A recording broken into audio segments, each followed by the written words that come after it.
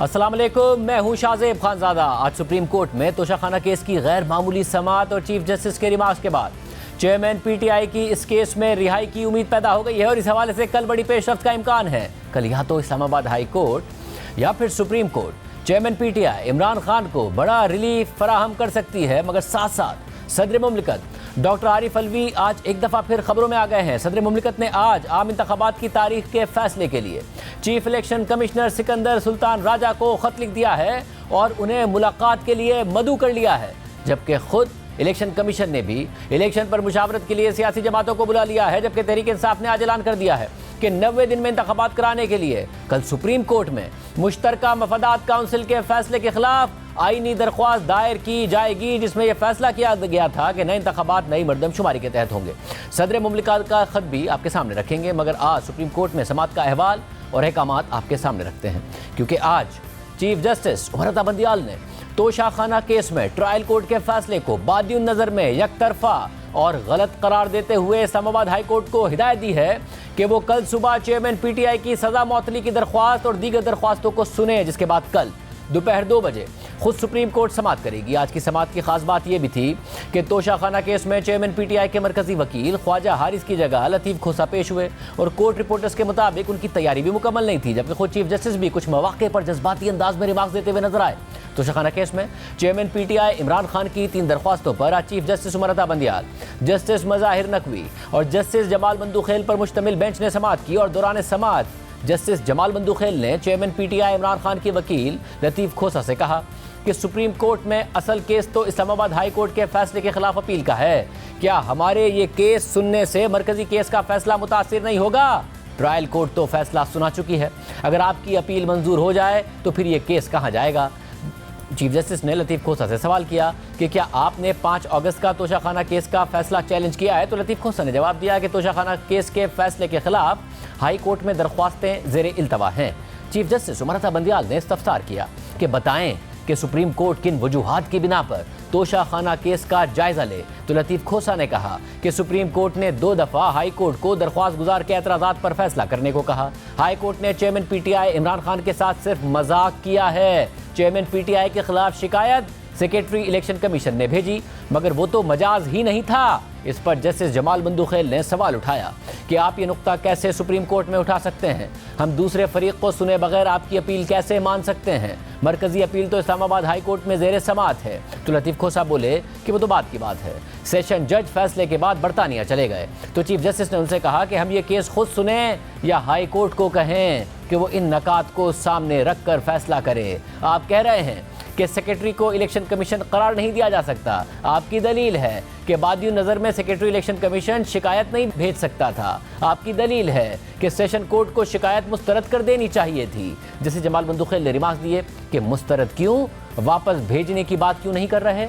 अपनी हद तक बात करूं तो इस मामले का फैसला तो हाई कोर्ट में अपील के साथ होगा। चीफ जस्टिस ने लतीफ़ खोसा से पूछा कि क्या आपने हाई कोर्ट में ये सवालात उठाए थे? क्या हाई कोर्ट ने इन नकात पर फैसला नहीं किया कि आप यहाँ आ गए? क्या आप चाहते हैं कि हम इन नकात पर फैसला कर दें या इन नकात को हाई कोर्ट के लिए हाईलाइट कर दें? तो लतीफ़ खोसा ने कहा कि एक ऐसी अदालत ने सज़ा सुनाई जिसका दायरा इख्तियार ही नहीं बनता। चीफ जस्टिस ने इस पर कहा कि दायरा इख्तियार का मामला भी हाई कोर्ट अपील में सुन सकती है। आपने 5 अगस्त का फैसला हाई कोर्ट में चैलेंज कर रखा है, आप हमसे क्या चाहते हैं? तो लतीफ़ खोसा ने जवाब दिया कि हाई कोर्ट बार बार उसी जज को केस रिमांड बैक करती रही। इस दौरान जस्टिस जमाल बंदूखेल ने कहा कि अब तो रिमांड बैक होने पर ट्रायल कोर्ट अपना फैसला सुना चुकी है। तो लतीफ़ खोसा कहने लगे कि ना, हमारे साथ मजाक हुआ है। सुप्रीम कोर्ट ने कहा था कि पहले काबिल समाअत होने का मामला तय होगा। हाई कोर्ट ने उसके कुछ नकात पर ट्रायल कोर्ट को फैसला करने का कहा। ट्रायल कोर्ट ने हाई कोर्ट के नकात को घास भी नहीं डाली। लतीफ़ खोसा की इस बात पर जैसे जमाल बंदूखेल ने उनसे कहा कि आप हर बात पर हाई कोर्ट पर एतराज़ उठा देते हैं, आप फैसलों पर एतराज़ उठाएं, हाई कोर्ट पर नहीं। आपको हाई कोर्ट के फैसले पसंद नहीं आए तो आप हमारे पास आ गए, अदालत पर एतराज़ ना उठाएं। चीफ जस्टिस उमर अता बंदियाल ने रिमार्क्स दिए कि यह बहुत अहम मामला है। फैसले पब्लिक होते हैं, फैसलों पर तनकीद होती है और फैसलों तक ही रहनी चाहिए। इदारे ऐसे ही काम करते हैं। चीफ जस्टिस ने मज़ीद रिमार्क्स देते हुए कहा कि तोशाखाना केस में ट्रायल कोर्ट का हुक्म दुरुस्त नहीं है। हाई कोर्ट कल सुबह इस केस को सुने सुप्रीम कोर्ट दोपहर 1 बजे समाअत करेगी। हाई कोर्ट ने 4 अगस्त को आपकी दरख्वास्त पर फैसला कर दिया था। तो लतीफ खोसा ने कहा कि 5 अगस्त को ट्रायल कोर्ट के जज हुमायूं दिलावर ने हमारे खिलाफ फैसला दे दिया। इस पर जस्टिस जमाल बंदूखेल ने रिमार्क्स दिए कि सेशन अदालत के खिलाफ कोई हुक्म इम्तिना नहीं था, इसलिए उसने फैसला ही करना था। दलाइल जारी रखते हुए लतीफ खोसा ने मजीद कहा कि कानून में फिर 120 दिन की हद क्यों दी गई है, क्या सारी उम्र ये तलवार लटकती रहेगी? तो जस्टिस जमाल बंदूखेल ने कहा कि कानून में लिखा है कि जब डिक्लेरेशन के झूठा होने का पता चलेगा तो उसके 120 दिन तक शिकायत दर्ज हो सकती है। चीफ जस्टिस ने रिमार्क दिए कि कौमी और सूबाई असेंबलियों के 800 से ज्यादा अराकीन हैं। इलेक्शन कमीशन सैकड़ों अराकीन असेंबली के असासों का जायजा 120 दिन में तो नहीं ले सकता। 120 दिन कब शुरू होंगे, इसके लिए माइंड अप्लाई करना पड़ता है। चीफ जस्टिस ने रिमार्क दिए कि हाई कोर्ट ने कहा कि आपको तासुब के साथ ट्रायल की तेज रफ्तारी पर भी एतराज था। अगर कोई फैसला गलत है तो उसमें मुदाखलत कर सकते हैं। आप किसी अदालत पर तासुब का इल्जाम नहीं लगा सकते। सुप्रीम कोर्ट यहाँ हर जज के तहफ्फुज़ के लिए बैठी है। सुप्रीम कोर्ट के जज से लेकर मातहत अदालत तक हर जज की इज्जत बराबर है। तो लतीफ खोसा ने जवाब दिया कि जी सर, हमने आपके लिए खून दिया है। तो चीफ जस्टिस ने उनसे कहा कि हमें पता है आप हमारे साथ हैं। जैसे जमाल बंदूखेल ने लतीफ खोसा से कहा कि आपने हमारे लिए या किसी शख्स के लिए नहीं बल्कि कुर्सी और आइन के लिए खून दिया। तो लतीफ खोसा ने जवाब दिया कि हमने कानून की हुक्मरानी और आज़ाद अदलिया के लिए कुर्बानी दी है। इस दौरान सुप्रीम कोर्ट ने इलेक्शन कमीशन के हुकाम को रोस्ट्रम पर तलब कर लिया। तो इलेक्शन कमीशन के हुकाम ने मौका अख्तियार किया कि जो भी नकात दरख्वास्त गुजार ने उठाए उन पर सेशन कोर्ट फैसला सुना चुकी है। हाई कोर्ट में कल मुकदमा समाअत के लिए मुकर्रर है। चीफ जस्टिस ने रिमार्क दिए कि बेहतर होगा कि पहले हाई कोर्ट फैसला करे। हाई कोर्ट ने 4 अगस्त के फैसले में तोशाखाना केस से मुताल्लिक सवालात की फहरिस्त ट्रायल कोर्ट को भेजी थी। क्या ट्रायल कोर्ट ने हाई कोर्ट के सवालात पर फैसला किया? दरख्वास्त गुजार की यह शिकायत भी है कि हाई कोर्ट ने फैसला करने के बजाय केस वापस ट्रायल कोर्ट को भेज दिया। दरख्वास्त गुजार का केस यह है कि गलत अदालत में तोशाखाना केस भेजा गया। इलेक्शन कमीशन के वकील अमजद परवेज ने मौका अख्तियार किया कि ट्रायल कोर्ट ने फैसले से पहले 3 बार मुल्जिम इमरान खान को मौका दिया था।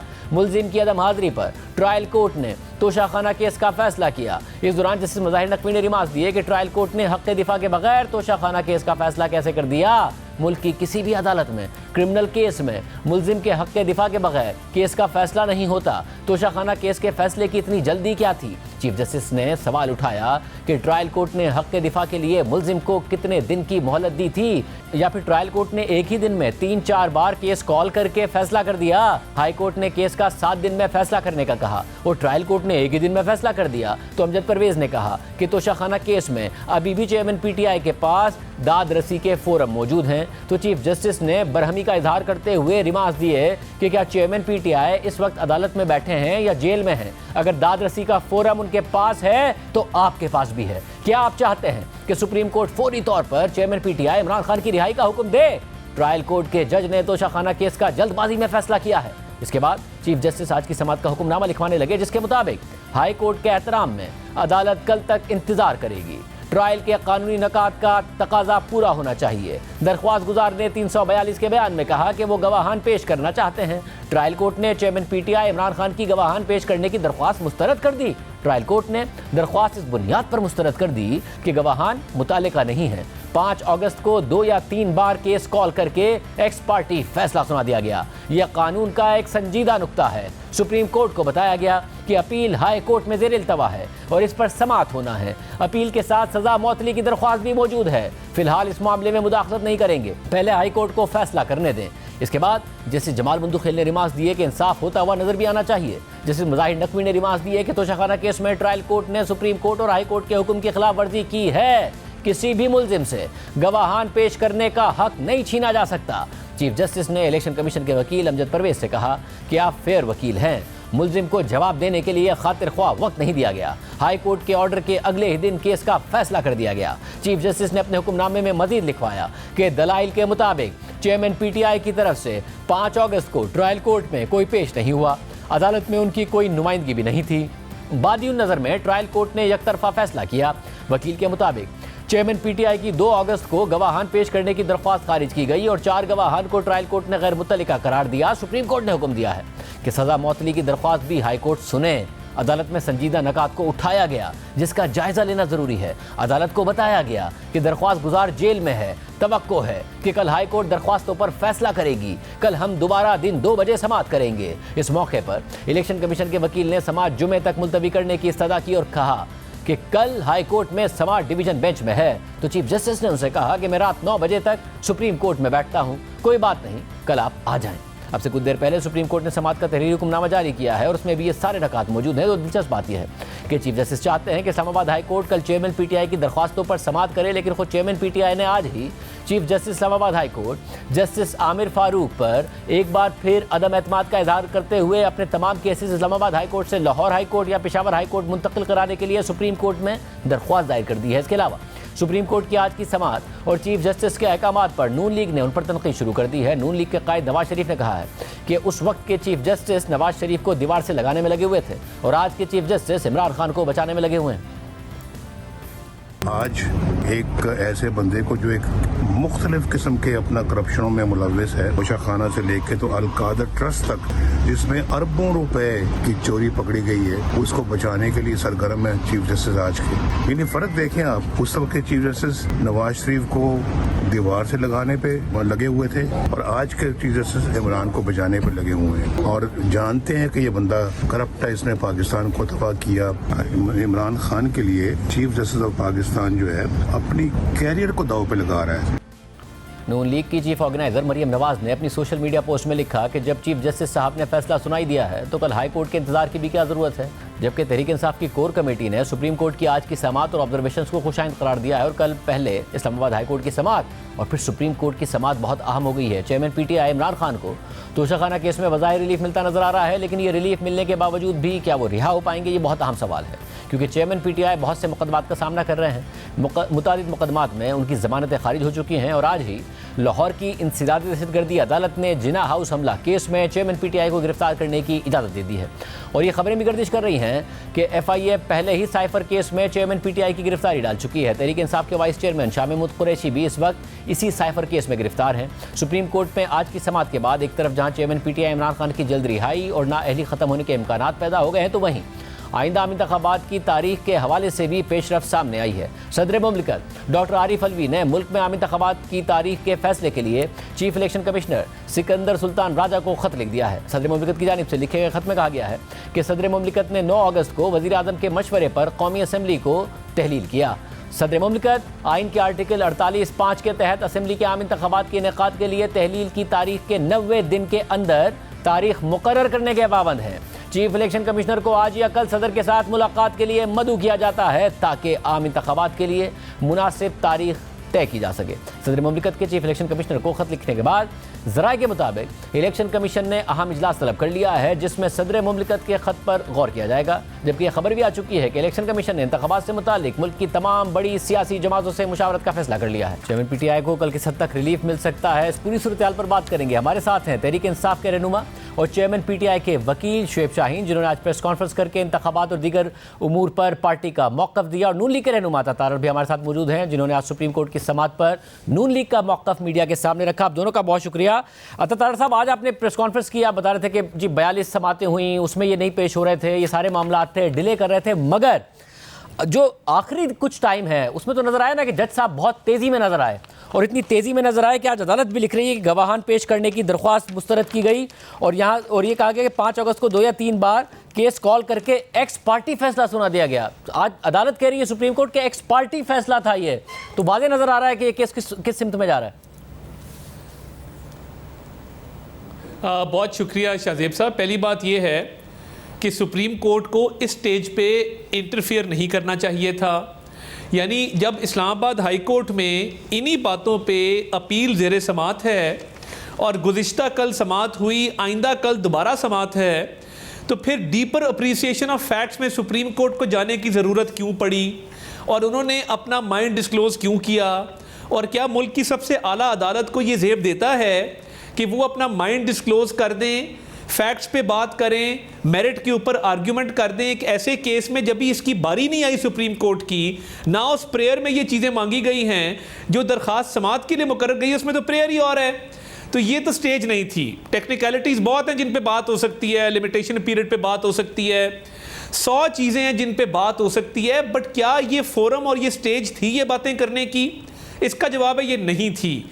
और देखिए, ये एक्स पार्टी डिसीजन नहीं है। जब आप अदालती प्रोसेस को मजाक बना लेंगे एक जज जफ़र इकबाल चेंज हुए, 11 माह इसकी समाअत चली, नए जज आए, उनको भी हरासा करने की कोशिश की गई, तो उन्होंने तो कई मौके दिए, ख्वाजा हारिस साहब पेश होने से कासिर थे। और यहाँ तक कि न्याजी साहब इस्लामाबाद आते थे, 7 वाली अदालत में पेश होते थे, इसमें पता था कि दाल में कुछ काला है, और मैंने तोशा खाना में अपने गिफ्ट डिक्लेयर नहीं किए हुए, जो हुआ की हुई है, वो भाग जाते थे। जो हुआ वो पहले हुआ। मैं जो आखिर की बात है उस पर आपसे सवाल कर रहा हूं कि जज हुमायूं दिलावर साहब ने जल्दी दिखा के क्या ये सारे के सारे केस के ऊपर सवालात नहीं उठाए? वो वकला अगर कह रहे थे कि जी ये हमारे गवाह हैं, तो बजाय उनको मुस्तरद करते गवाहों को सुन लेते, आखिरी दिन मौका दे देते। अदालत ने 7 दिन दिए थे, तो 3-4 दिन में फैसला करने की बजाय इस्लामाबाद हाई कोर्ट के 7 दिन का इंतजार कर लेते। उन्होंने आखिर में जल्दी दिखाई, जिसकी वजह से केस यहाँ तक पहुंचा। नहीं, मैं इससे एग्री इसलिए नहीं करता कि इस केस को रोकने के लिए 9 दरखास्तें इस्लामाबाद हाई कोर्ट में दी गई। अब ये एक वॉलीबॉल चल रहा था कि एक जुरिस्डिक्शन पे दरखास्त देते हैं, एक जज की जो है वो बायसनेस पे दरखास्त देते हैं, एक मेंटेनेबिलिटी पे दरखास्त देते हैं, एक किसी और चीज़ पे दरखास्त देते हैं। तो ये पिंग पोंग चल रहा था कि इस्लामाबाद हाई कोर्ट में अंबार लगा दिया दरखास्तों का ट्रायल को रोकने के लिए। ट्रायल कई मरतबा मुतासर हुआ। अब क्योंकि फॉरेन फंडिंग 6 साल चला था, इनका ये दिल था कि इस केस को भी 2-3 साल चलाया जाए, और अदालत से गैर हाजिरियाँ 40 दरखास्तें हाज़री माफ़ी की न्याजी साहब की मंजूर की गई हैं। किसी और मुल्ज़िम की बता दें, अहमद की, बशीर की, बूटे की, कि जो रोज़ अदालतों में बेचारे जो हैं वो पेश होते हैं, उनकी हाज़री माफ़ी की दरखास्त मंजूर होती है, और क्या उनको इतने मौके दिए जाते हैं? शुएब शाही साहब, आप क्या कहिएगा? वो कह रहे अदालत को इस स्टेज पर इंटरफेयर नहीं करना चाहिए था। परसों समाअत हुई है, कल समाअत हुई, कल फिर समाअत है इस्लामाबाद हाई कोर्ट में, इंतजार करना चाहिए था। वो तो मांगा ही नहीं गया, प्रेयर में नहीं है जो कुछ आज अदालत ने कह दिया और अहकामात जारी कर दिए और मेरिट्स पर बात कर दी। देखें, पहली बात तो आपको एक बात बता दूं, हुमायूं दिलावर ने फैसला किया, उसको हमने चैलेंज कर दिया इस्लामाबाद हाई कोर्ट में। इस्लामाबाद हाई कोर्ट ने उसमें क्वेश्चंस फार्मुलेट किए, कोई तकरीबन 12 के करीब। उन्होंने कहा इनके ऊपर फैसला करें 7 दिन के अंदर। 7वें दिन की बजाय चौथे दिन, सिर्फ 1 दिन का टाइम दिया। चौथे दिन ख्वाजा हारिस साहब सैटरडे को यहाँ नहीं होते, वो लाहौर में होते अपनी फैमिली के साथ। उन्होंने कहा मैं सैटरडे 1 दिन के लिए अवेलेबल नहीं हूँ, इसको आप 5वें दिन रख लो, यानी संडे छोड़ के मंडे वाला दिन रख लो। 4 तारीख को बगैर सुने हाई कोर्ट ने कहा सुन के फैसला करें, बगैर सुने उसने एक्स पार्टी आर्डर कर दिया कि नहीं जी ये मेंटेनेबल है। अच्छा, उसको जब हमने चैलेंज किया सुप्रीम कोर्ट में, और सुप्रीम कोर्ट हाई कोर्ट में मैटर पेंडिंग था, हमने इस रिमांड आर्डर को सुप्रीम कोर्ट में भी चैलेंज किया हुआ था, और सुप्रीम कोर्ट ने कहा कि जनाब अब आप इसका फैसला करें। अब इन द मीनवाइल उस फैसले को जो नीचे से दोबारा उसने डिसमिस कर दिया था, हमने हाई कोर्ट में दोबारा चैलेंज कर दिया। सुप्रीम कोर्ट ने हाई कोर्ट को हुक्म दिया कि आप खुद इसका पहले समाअत, इख्तियार समाअत का फैसला करें, लिमिटेशन का फैसला करें कि ये 950 दिन टाइम बार्ड है, ये नहीं हो सकता, ये ऑथोराइज्ड ऑफिसर की तरफ से पटिशन नहीं है। इस्लामाबाद हाई कोर्ट ने क्या किया, उसी दिन 1 दिन के अंदर ही कहा कि नहीं वही जज दोबारा फैसला करे, सुन के फैसला कर दे। चलें, ये अलग बात है कि हम उसको भी छोड़ देते हैं। जब दोबारा नीचे जाता है, ये आर्डर है 3 तारीख का इस्लामाबाद हाई कोर्ट का, 4 तारीख की शाम को मिलता है। 5 को केस फिक्स है फॉर आर्गूमेंट्स, और उसमें आर्गूमेंट्स करने से पहले सुबह के टाइम ये कह देते हैं कि जी 12 बजे तक आ जाएं। 12 बजे से पहले ख्वाजा हारिस के मुंशी को अगवा कर लिया जाता है। वो चीफ जस्टिस के पास जाते हैं, इस्लामाबाद हाई कोर्ट में पटिशन फाइल करते हैं, एप्लीकेशन देते हैं कि जनाब मेरे मुंशी को अगवा कर लिया, इसको बरामद कराया जाए। जब वो हाई कोर्ट में, डिस्ट्रिक्ट कोर्ट में पहुंचते हैं, वो कहते हैं मुलजिम भी नहीं है, आपका वकील भी नहीं है, 12 बजे मैं रिजर्व कर रहा हूँ। वो 12 बज के कुछ मिनट पे पहुंचते हैं, वो मैं 12:30 बजे आकर फैसला सुनाऊंगा। 12:30 बजे आते हैं, उस वक्त वो वकील मौजूद है। जब वो कहते हैं मैंने फैसला सुनाना है, कहते हैं कि मेरी बहस तो सुन लें, वो कहते हैं कि नहीं ना आपको सुनूंगा, मैंने फैसला 30 सफ़े का लिखवा लिया है इस दौरान, यानी आधे घंटे के अंदर, रिजर्व करने और फैसला सुनाने के दरमियान 30 सफ़े का फैसला मैंने डिक्टेशन कराई है, फिर उसको मैंने करेक्शन की है, फिर उसको मैंने टाइप कराया है, उस पर मैंने दस्तखत भी कर दिए हैं। ये अनोखा किस्म का वाक़या पाकिस्तान की तारीख में पहली मरतबा हुआ, और ये नहीं हो सकता कि आपका एक्यूज़ भी नहीं है और वकील भी नहीं है, और उनकी अदम मौजूदगी में आप कह दो मैं आज 1 ही तारीख में फ़ैसला कर दूंगा। एक और बात जो तारड़ साहब फरमा रहे हैं कि जी मुल्ज़िम पेश नहीं आया, देखें या वो वकील होगा या उनका मुल्ज़िम होगा या दोनों होंगे। और जिस तारीख को फ़र्ज़ करो पटिशनर या मुल्ज़िम नहीं है, उसकी एग्जेम्पशन सीख की जाती है, जो अदालत की मर्ज़ी से एग्जेम्पशन मिलती है। और एक बात और बड़ी अहम है, वो ये है कि इलेक्शन कमीशन और उनके गवाहान को टाइम मिला, जो भी ये कह रहे हैं। हमें टाइम कितने मिले? अगर सिर्फ एक सवाल कर सकूं, क्योंकि जो पहले एग्जेम्पशंस इन्हीं अदालतों से आपको मिली, एक जज भी तब्दील हुए। इस्लामाबाद हाई कोर्ट के जज ने तो 1 महीने के लिए भी इस केस को आगे बढ़ा दिया था। उस वक्त तक ना आपको इस्लामाबाद हाई कोर्ट के जज पर उस तरीके से एतराज़ था, चीफ जस्टिस पर, ना ही नीचे, मगर बाद में आपको एतराज़ात हुए जब मामला बहुत तेज़ी से आगे बढ़ा। इस्लामाबाद हाई कोर्ट के चीफ जस्टिस पर भी एतराज़ है, नीचे जज हुमायूं दिलावर पर भी आपको एतराज़ है। अभी एतराज़ से पहले मैं सिर्फ एक बात आपको कर दूं, जो मौक़े की बात है। हमारे लिए सिर्फ 3 दिन का मौका था। कौन सा भला, मैं आपको डॉक्यूमेंटेड एंड कैलकुलेटेड दे दूं। 1 अगस्त को हमारी स्टेटमेंट रिकॉर्ड होती है, उससे पहले सारी एविडेंस होती है और जिरा होती है, वो इलेक्शन कमीशन के वकील और उनकी स्टेटमेंट होती है और हमारी उसके ऊपर जिरा होती है। हमारी कोई स्टेटमेंट शुरू नहीं हुई। हमारे लिए जो दिन है, 1 अगस्त को हमारी स्टेटमेंट हुई, हमारे से क्वेश्चन हमने जमा कराया, जवाब दिया और हमसे पूछा क्या आप गवाहान पेश करना चाहते हैं। हमने कहा जी यस। उन्होंने कहा लिस्ट ऑफ विटनेसेस दीजिए। हम 2 तारीख को 12 बजे जाकर लिस्ट ऑफ विटनेसेस देते हैं, 4 गवाहान की फहरिस्त देते हैं। वो ये कहते हैं कि ठीक है जी 1:30 बजे अपने गवाह ले आइए। 1:30 बजे जाकर हम दरख्वास्त देते हैं कि जनाब हमारे जो गवाह हैं वो कुछ कराची में हैं, दीगर शहरों में हैं, उनको आने के लिए 1 दिन या 2 दिन की मोहलत दे दीजिए। जज साहब क्या फरमाते हैं, 1.5 घंटे तक वो रेलिवेंट है। ये सब मीडिया की मौजूदगी में हुआ है। 1:30 बजे कहते हैं ये रेलेवेंट ही नहीं है, मैं इस एप्लीकेशन को डिसमिस करता हूं। साहब आप उस दौरान सुन लें, मैं आपके जवाब की तरफ आ रहा हूं। 3 तारीख को सुप्रीम हाई कोर्ट ने ये फैसला कर दिया कि आप दोबारा सुने।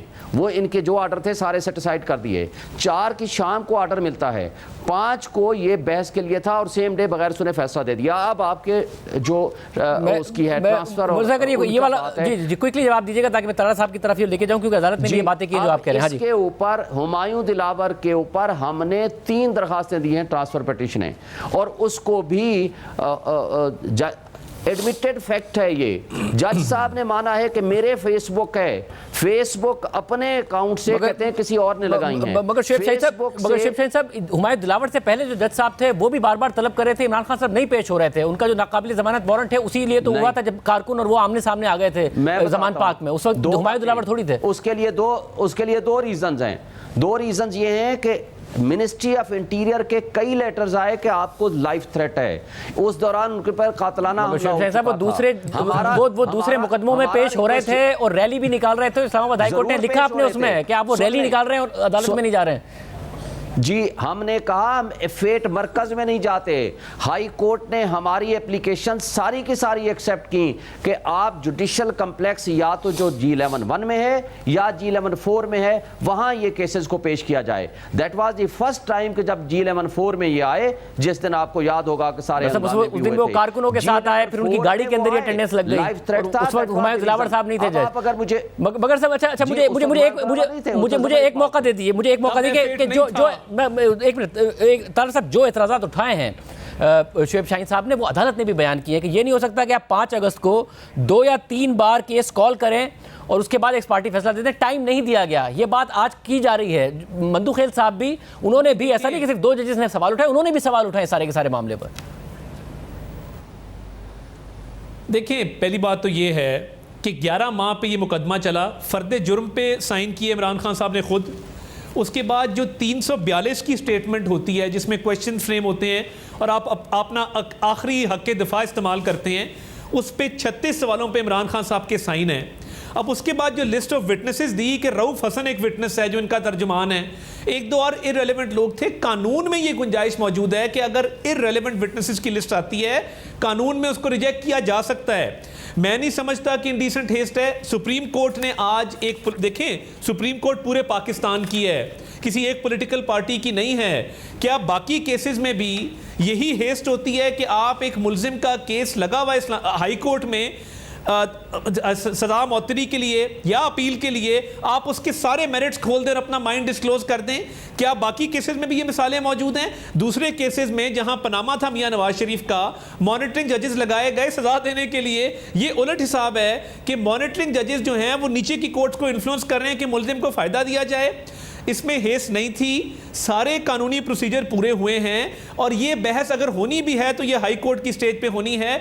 जल्दी इस बात की है कि रिटायरमेंट नज़दीक है सितंबर में, वो अपनी मौजूदगी में कुछ ना कुछ करना चाहते हैं, वो वेट नहीं करना चाहते कि अपील का फैसला हो फिर सुप्रीम कोर्ट में मेरी गैर मौजूदगी में ये मामला आए। शेख शाहीन साहब, आप कितनी जल्दी फैसला एक्सपेक्ट कर रहे हैं? क्योंकि दो मामला हैं, एक तो उनकी सजा की मौतली का और फिर दूसरा है कि सजा कलअदम होने का। मौतल होती है तो वो जेल से बाहर आते हैं, कलअदम होती है तो वो इलेक्शन लड़ने के लिए अहल होते हैं। आप ये दोनों मामला क्या जल्दी एक्सपेक्ट कर रहे हैं?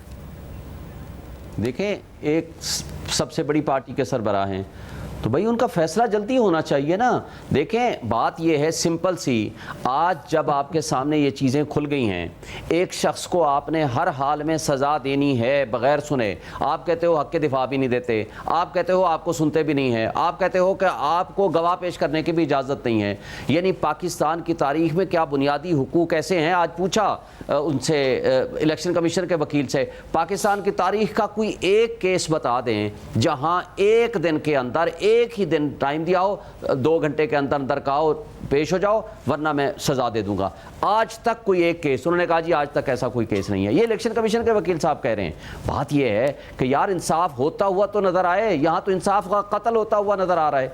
और ऐसा जज जिसके ऊपर हम हर दफा कह रहे हैं कि भाई किसी जज के पास भेज दो, एक अपने फेसबुक से इमरान खान के खिलाफ नाजेबा तस्वीर और वीडियो पोस्ट करता है और तस्वीर लगाता है और वो कहता है कि मेरा ही फेसबुक है लेकिन मैंने नहीं लगाई। चले मान लेते हैं तुमने नहीं लगाई होंगी, आपने किसी को कहा, किसी को बताया कि मेरे फेसबुक मिसयूज हो रहा है 2014 से लेकर ऑनवर्ड, लेकिन उसके बावजूद अफसोस की बात यह है कि चीफ जस्टिस साहब इस्लामाबाद हाई कोर्ट के तीसरी दफा कहते हैं नहीं आप सुन के फैसला करो। वो कहता है मैं सुनूंगा भी नहीं आपको, मैं फैसला दे दूंगा। तो तारा साहब इस सूरत हाल में शुएब शाहीन साहब के जो लीडर हैं, तारा साहब इस सूरत हाल में शुएब शाहीन साहब के लीडर जेल से बाहर आते नजर आ रहे हैं और आपके लीडर का नहीं पता चल रहा कि वो पाकिस्तान के अंदर भी आ रहे हैं या नहीं आ रहे हैं।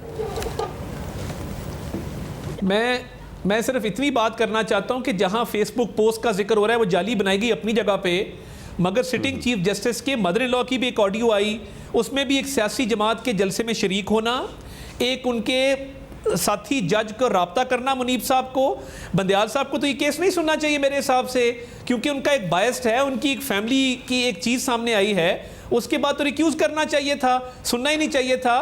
तो मैं ये समझता हूँ कि हमारे लीडर तो इंशाल्लाह वापस आ रहे हैं और वो इंशाल्लाह मुझे लगता है कि सितंबर के महीने के अंदर अंदर वापस आ जाएंगे, उसमें कोई शक व शुबा नहीं है।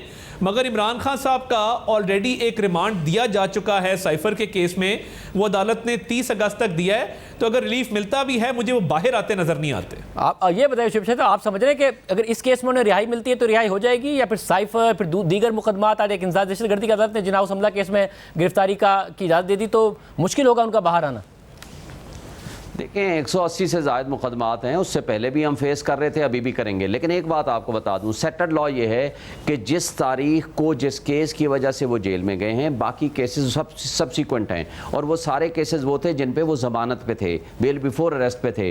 कन्फर्मेशन के टाइम जब उन्होंने कहा जी मुल्ज़िम हाजिर नहीं है, अदम पैरवी पे खारिज हो गए। जब अदम पैरवी पे खारिज होते हैं या सब्सिक्वेंट कोई FIR होती है, प्रोटेक्टिव बेल लेना उनका फंडामेंटल राइट होता है, हक होता है। इसलिए इसमें प्रोटेक्टिव बेल की रिक्वेस्ट भी होगी कि जब इसमें अगर बेल हो जाती है तो बाकी केसेस में उसी पोजीशन में वापस ले जाएं और सारी अदालतों में जाकर के वो अपने आप को पेश करें और बेल बिफोर अरेस्ट का राइट इस्तेमाल करें। बाकी अदालत की डिस्क्रिप्शन है कि वो केसेस की केस टू केस बुनियाद पर क्या फैसला करते हैं। इसलिए मैं वो साहब आपकी उम्मीदें कैसे बर आएंगी? तारड़ साहब जो बात कर रहे हैं वो कानूनी तौर पर, और ज़ाहिर है सुप्रीम कोर्ट का आज आपने देखा है कि क्या मूड है। सुप्रीम कोर्ट ने तो अपना माइंड भी दे दिया, सब कुछ दे दिया, रिलीफ भी दे दिया आज के ऑर्डर में, हाई कोर्ट को भी बाउंड कर दिया, कल फैसला करें वरना हम फैसला करेंगे। वो नाइंसाफ़ी करने पे तुले में उनको तो कोई नहीं रोक सकता। उन्होंने 16 सितंबर से पहले रिहा करना है, ज़रूर करें। वो अब नाइंसाफ़ी है, नज़र आ रहा है, नाइंसाफ़ी होते हुए नज़र आ रही है कि हाई कोर्ट को मौका ही नहीं दिया जा रहा एक फ़ैसले को डिसाइड करने का, और इसकी मिसाल पहले मौजूद नहीं है। जो साइफर वाला केस है उसमें FIR क्योंकि बाद में हुई, इन्होंने बेल अभी गालिबन आज अप्लाई की है या कल की है, तो साइफर वाले केस में वो जुडिशल रिमांड पे 30 अगस्त तक हैं, उसमें बेल ग्रांट नहीं हुई। तो मुझे इसलिए मैं कहता हूं कि मुझे रिहा होते नज़र नहीं आते, मगर ये जो प्रोसेस को इवेड किया गया है, प्रोसेस को बुलडोज किया गया है और एक ऐसी कोर्ट ने किया है जिसकी अपनी एक बायस है, एक इंक्लिनेशन है और वो नाइंसाफ़ी करने पे तुले हुए हैं कि वो हाई कोर्ट की पोजीशन भी अज्यूम कर रहे हैं, ट्रायल कोर्ट की पोजीशन भी अज्यूम कर रहे हैं और सारी कोर्टों का काम खुद करके वो बाकियों के हाथ पैर बांध के एक लाडले को रिलीफ देना चाहते हैं। वैसा देखते हैं कि कल क्या होता है, मगर क्या इमरान खान साहब को रिहाई मिल पाएगी या कोई और इस हवाले से प्लान्स हैं, इस पर बात करेंगे, तफसीलात आपके सामने रखेंगे एक ब्रेक के बाद। कल अगर इस्लामाबाद हाई कोर्ट सज़ा का फैसला मुअत्तल करती है तो इमरान खान की तोशाखाना केस में तो रिहाई हो सकती है, मगर क्या उन्हें रिहाई मिलेगी? बात करेंगे। एजाज सैयद साहब हमारे साथ मौजूद हैं। सैयद साहब बहुत शुक्रिया मुझे ज्वाइन करने के लिए। ज़ाहिर है आज जो जिना हाउस हमला केस है उसमें लाहौर की दहशतगर्दी की अदालत ने चेयरमैन पीटीआई इमरान खान को गिरफ्तार करने की इजाज़त दे दी। साइफर केस अलग है जिसमें शाह महमूद कुरैशी साहब गिरफ्तार हैं, फिर 190 मिलियन पाउंड का प्रॉपर्टी टाइकून का और अलकादिर ट्रस्ट केस अलग है। तो क्या रिहाई मुमकिन हो पाएगी अगर उन्हें तोशाखाना केस में रिलीफ मिल गया? मेरा नहीं ख्याल कि रिहाई मुमकिन हो पाएगी। शाहजेब इस्लामाबाद में जो सूरत हाल है, इन्वायरमेंट है, यहाँ पर पहले से इस बात को एक्सपेक्ट किया जा रहा था कि सुप्रीम कोर्ट से मुतवक्का तौर पर मुदाखलत होगी या सुप्रीम कोर्ट इस मामले में अपना रोल प्ले करेगी और फिर इमरान खान साहब के हवाले से शायद कोई रिलीफ उनको मिलेगा। वैसे अगर उसूली तौर पर देखें तो इस तरह के केसेस में रिलीफ मिलता है, गो कि इतनी तेज़ी से ना मिले लेकिन रिलीफ मिलता है। रिलीफ इमरान खान साहब का राइट है, लेकिन at the same time relief उन्हें इस केस में तो पर्टिकुलरली शायद मिल जाएगा, लेकिन उनकी रिहाई इसलिए मुमकिन नहीं होगी कि उनसे जो फॉरमोस्ट जो इन्वेस्टिगेशन होनी है, बल्कि बरामदगी होनी है, वो बरामदगी उनसे की जानी है साइफर केस में। और साइफर केस में आपको पता है 15 अगस्त को जो मुकदमा दर्ज हुआ है उसमें वाज़े तौर पर दर्ज है कि जो साइफर का जो कॉपी है वो मिसप्लेस हुई है। तो एफआईए की कोशिश ये है कि इमरान खान साहब से ना सिर्फ वो गिरफ्तारी करें बल्कि एफआईए की मुमकिन तौर पर जो टीम है वो बनी गाला और इमरान खान साहब की जो उस्मान पार्क की रिहाइशगाह है वहाँ पर भी शायद कोई बाद अज़ां रेड करे अगर ज़रूरत पड़ी उन्हें, तो क्योंकि वो बरामद करने की कोशिश करेंगे उस साइफर की कापी जो इमरान खान साहब को उनके प्रिंसिपल सेक्रेटरी आज़म खान ने दी थी। तो एजाज साहब क्या आप ये कह रहे हैं कि हुकाम का इरादा ये है कि अगर इस केस में रिलीफ मिल जाए तो एक और केस में गिरफ्तार हो जाएं, एक में मिल जाए तो फिर नैब वाला केस है 190 मिलियन पाउंड का, नैब में ही तोशाखाना का भी मामला है, दहशतगर्दी के मामला के एक के बाद एक केस में गिरफ्तारी डाली जाए, ये सिलसिला शुरू किया जाएगा जो दीगर रहनुमाओं के साथ हो रहा था तहरीक इंसाफ के? शाहजेब भाई, ये हुकाम का फैसला नहीं है, ये सारी चीज़ें पहले से तैयार रखी गई हैं और पहले से इस बात की कैलकुलेशन मौजूद थी कि इमरान खान साहब अगर एक केस में उनको रिलीफ मिलेगी तो वो दूसरे केस में गिरफ्तार होंगे क्योंकि दूसरा केस पहले से तैयार है, और तीसरे केस में गिरफ्तार होंगे अगर दूसरे केस में भी रिलीफ मिल जाएगी।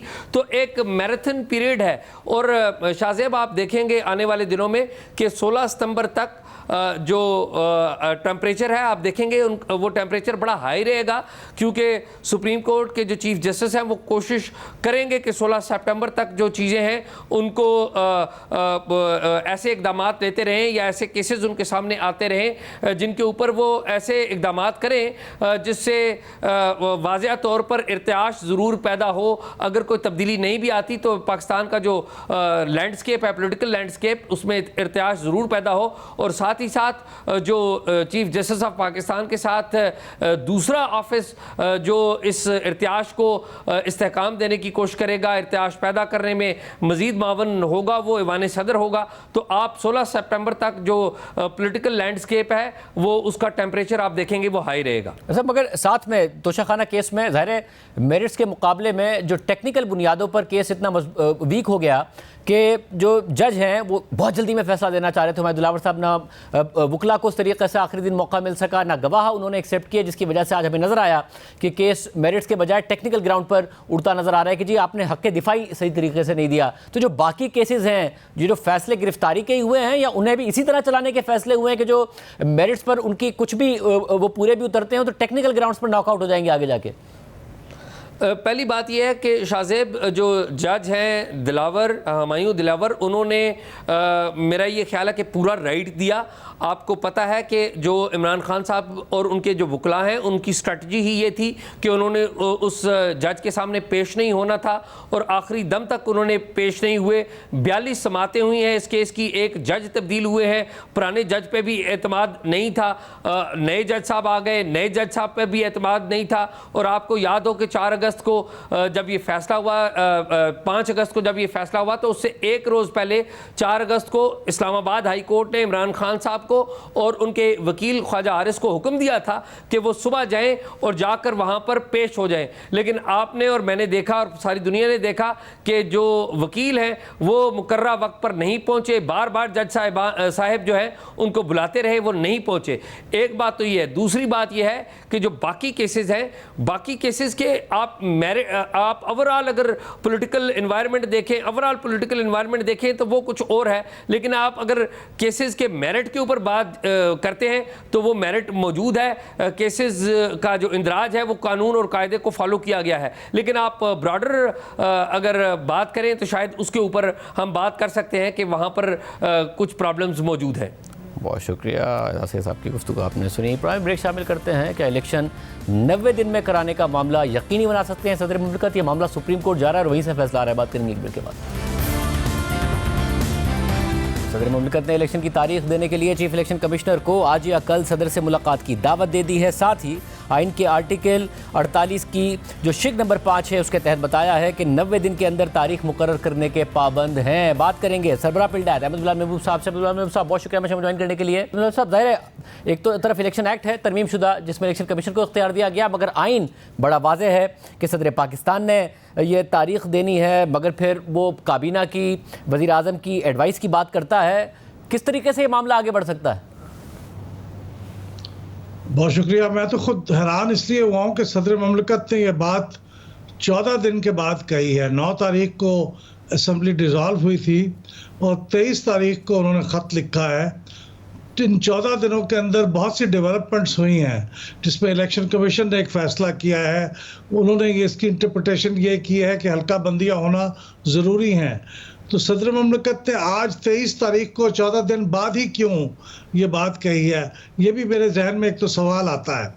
लेकिन जो आपने सवाल पूछा है, मेरे ख्याल में आइन में ये बात वाकई लिखी हुई है और सदर ममलिकत ही इसकी तारीख देंगे अगर वो असम्बली डिज़ोल्व करेंगे। लेकिन ये बात भी आपने कही है और मैं इसकी तायद करता हूँ कि बिल्कुल वाज़ेह है कि इस पे सदर ममलिकत उसी वक्त कदम उठा सकते हैं जब उनको एडवाइस मिले प्राइम मिनिस्टर की तरफ से। ये अगर आप इसके 2 हिस्से ए और बी जिसके हवाले से उन्होंने ख़त लिखा है, उन्होंने ए के अंदर appointment of the time, appointment of the date है और बी में appointment of the caretaker government है। अगर आप केयर टेकर गवर्नमेंट देखें तो आपको मालूम है कि एक प्रोसेस के ज़रिए आती है। सदर ममलिकत उसको अपॉइंट नहीं करते, सिर्फ उनके नाम से वो अपॉइंट होती है। लेकिन इसी तरह से ये जो तारीख का मामला है, इसमें भी एक प्रोसेस है जो कि वज़ीर आज़म की तरफ से उन्हें एडवाइस दी जाएगी कि इसकी तारीख मुकर्रर करें, तो फिर सदर ममलिकत उसके ऊपर अमल करेंगे। सदर ममलिकत ऑन इज़ ओन तारीख के लिए कोई इनिशिएट नहीं कर सकते मामले को, लेकिन उनका इख्तियार इस सेंस में है कि अगर वज़ीर आज़म उन्हें कहें तो ये कर सकते हैं, वही डेट दे सकते हैं। और जो कानून में तरमीम हुई है उसकी हैसियत एक सबसर्विएंट कानून की है, क्योंकि आइन में जो चीज़ मौजूद है उसी को फौकियत हासिल होगी। मगर जब आइन में 90 दिन के अंदर इलेक्शन कराने का है, अगर असम्बलियाँ पहले तहलील हुई हैं मुकर्ररा मुद्दत से जो कि हुई हैं, अब अगर वज़ीर आज़म ना भेजे समरी, वज़ीर आज़म ना भेजे एडवाइस, तो क्या फिर सदर मुमलिकत तारीख ही नहीं दे सकते और फिर क्या मुल्क में इलेक्शन ही नहीं हो सकते? नहीं, उसके लिए तो तरीका यही है। मैं खुद इस बात का कायल हूँ कि इस वक्त आइन के मुताबिक 90 रोज़ में इंतखाब होना ज़्यादा फौकियत रखता है और ये जो हल्का बंदी हैं ये कानून के तहत हैं। इसकी हैसियत एक लोअर लेवल के कानूनी इंस्ट्रूमेंट की है, लेकिन उसके लिए ज़रूरी ये है कि फिर वो सुप्रीम कोर्ट के मामले को अंदर लाना पड़ेगा। सदर ममलिकत ऑन इज़ ओन कुछ नहीं कर सकते, क्योंकि हमारे आइन के अंदर सदर एग्जेक्टिव प्रेसिडेंट नहीं है, वो वज़ीर आज़म ही है। और अगर वज़ीर आज़म नहीं करते और इलेक्शन कमीशन ने एक एक्शन ले लिया, वैसे इलेक्शन कमीशन ने अभी डेट तो नहीं दी डायरेक्टली, लेकिन इनडायरेक्टली उनका हल्का बंदियों का जो फैसला है वो सब्जेक्ट टू इंटरप्रिटेशन है। वो इलेक्शन कमीशन ही वो उसको सदर ममलिकत इंटरप्रेट नहीं कर सकते, वो उसको सुप्रीम कोर्ट इंटरप्रेट करेगा। असल में डिपेंडेंट है ये हल्का बंदियों पे। अगर हल्का बंदियां का मामला तय हो जाता है कि ये इस वक्त ज़रूरी नहीं है, तो फिर 90 रोज़ के इलेक्शन के रास्ते में कोई रुकावट नहीं है। लेकिन अगर वो हल्का बंदियाँ का मामला दरमियान में रुका रहता है तो फिर वो 90 रोज़ में नहीं हो सकते। तो इसमें सदर मोहतरम की इंटरवेंशन जो है वो कोई फ़ायदा नहीं देगी, क्योंकि असल मामला तो उसकी इंटरप्रिटेशन का है कि हल्का बंदियाँ चाहिए या नहीं चाहिए। साहब, तो जो इलेक्शन कमीशन का फैसला है हल्का बंदियों का, जिसका उन्होंने पूरा टाइम टेबल भी दिया 14 दिसंबर तक, वो मुंसलिक है काउंसिल ऑफ कॉमन इंटरेस्ट के फैसले से। अब काउंसिल ऑफ कॉमन इंटरेस्ट का फैसला सुप्रीम कोर्ट बार ने चैलेंज किया है, साथ में तहरीक इंसाफ ने भी कहा है कि वो चैलेंज करने जा रहे हैं। तो अगर वो फैसला स्ट्राइक डाउन करती है सुप्रीम कोर्ट, तो फिर 90 दिन के अंदर इंतखाबात की पाबंदी आ जाएगी।